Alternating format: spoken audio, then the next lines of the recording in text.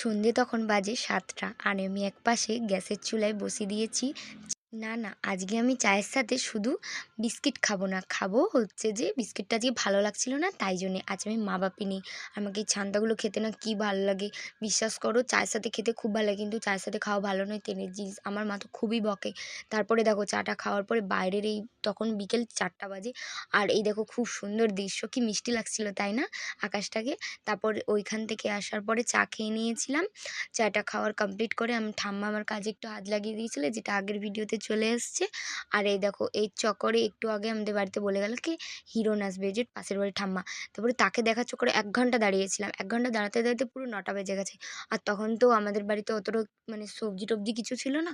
তো তাই জন্য আমি ঠাম্মাকে বলছিলাম বাড়িতে কেউ নেই, মা বাপিও নেই। তো ঠাম্মাকে বলছিলাম তুমি হচ্ছে যে দুধটা খেয়ে নাও, আমি হচ্ছে যে ম্যাগি আর হচ্ছে যে ডিম পোচ করে খেয়ে নিচ্ছি। বাস এইভাবে আমাদের ডিনারটা গেল। টাটা।